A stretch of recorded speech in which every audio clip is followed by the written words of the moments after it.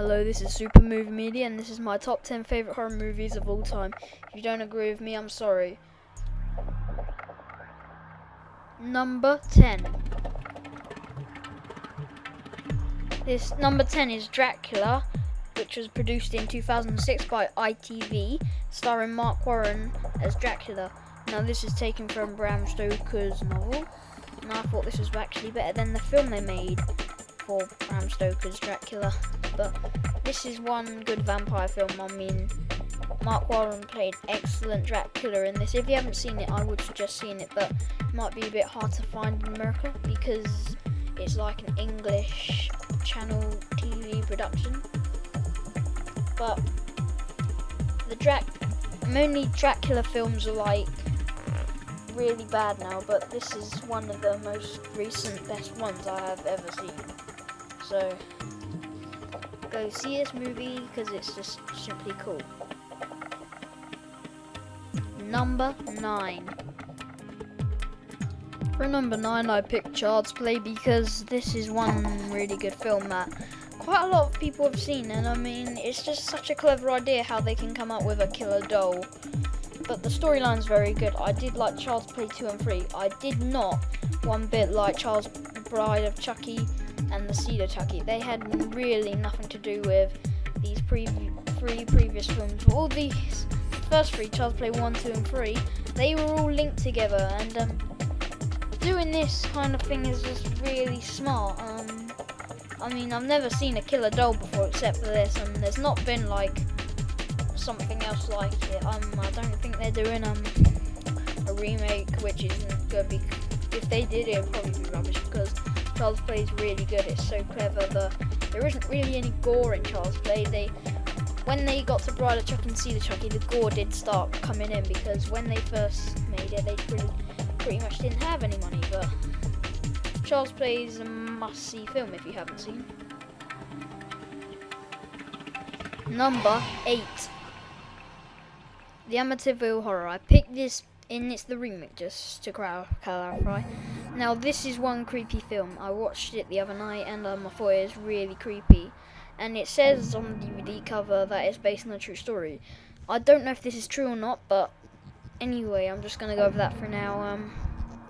This is a good film because it's better than the original, because the original wasn't as kind of scary and got more action as this one. But I mean, I've heard of it, but I've never seen it before.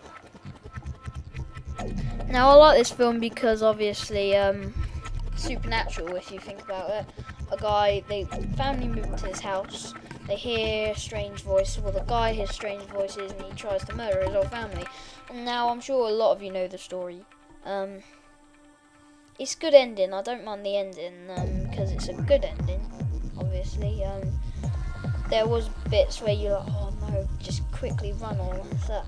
It's just the thing kind of like you would be talking to the TV saying, no, don't kill him, or something like that. But that is why it's one of the best like supernatural films that has been made in the past 20 years. So it's a must-see. Number 7. I put The Hills Have Eyes remake as number 7 because The Hills Have Eyes has such a good storyline to it, where they go into the desert and then they like get trapped and then they're like kind of like cornered by these like deformed people, which is quite a good thing because you never get that really in a film. And there is quite a few other films like this, but The Hills Have Eyes has to be the best out of all of them. This is a remake of the original by Wes Craven. The original they weren't really deformed, they were just people in the desert, and they're killing all these people that travel through that are American because they dropped a nuclear bomb on them, and there's this guy, the gas attendant tells them where to go so that they can kill him, and then they give him like money and gold and that. But that's such a good storyline. I mean, you could understand it if you watch the film a few times like I have myself. The film is really good. It's very gory, or the second one, Hills of Ice 2, in my opinion, is really, really, really terrible because it's just such a bad storyline. Who knows if they're making it Hills of Ice 3, because the second one ended like there was going to be a sequel. We'll just have to wait and see. Number 6. For number 6, I picked Scream because of a few reasons. It is one of the best teen slasher films to date at the moment. Scream 4 is coming out in 2011, or I think, because that has been announced. Yes, it has. Now the good thing about Scream is because it's nothing like any other your slasher film. It's guy in a mask playing a game with you by calling you up, which is clever in mind that it brought Wes Craven back to the top, because Last House on the Left, I mean, come on, that was terrible. But I very enjoyed Scream. Scream is just amazing. The second one was good. The third one had a very good storyline. The best one is the first one, but the third one had to have the best storyline. But Scream is just another way of like showing you how scary the telephone can be. And I like Scream because they mention a load of horror movies in it that you'll know about, and it's just very clever the way they kill people. They use 2 killers, so it's easy to get around. I very do like Scream. I think loads of people have seen it. Everybody I know that's seen it has enjoyed it, and it created one good scary costume. Number 5.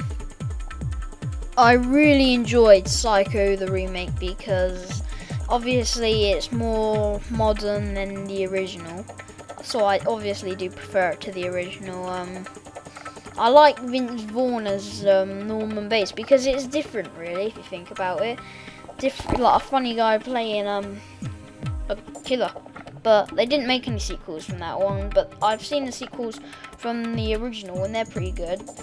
But that got Vince Vaughn a few more acting jobs in some thrillers.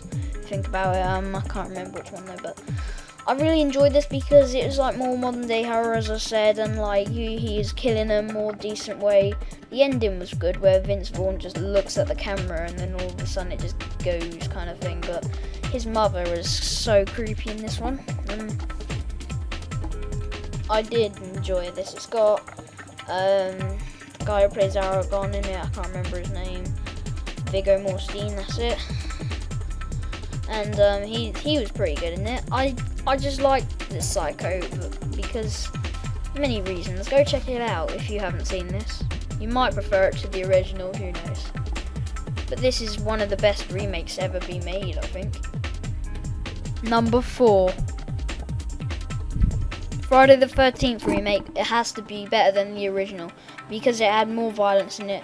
The only bad thing about this film was it had too much sex. I was like, the start sex, in the middle twice as much sex, and the end a little bit of sex. But the ending was pretty good. Obviously it's gonna end like any Jason film. He comes back to life.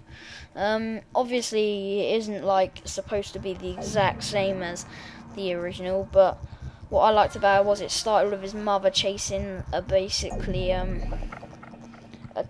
camper, and then basically it can continue from there, which is really good. But the storyline has to go so good. That's why I put this at number 4, and I really like this film, so go check it out. I mean, obviously it is a must see. If you haven't seen it, all Friday the 13th fans would want to see this. To finish watching my top 10 favourite horror movies of all time, click on part 2 on this annotation or go to the link in the description box. Thanks for watching Super Movie Media.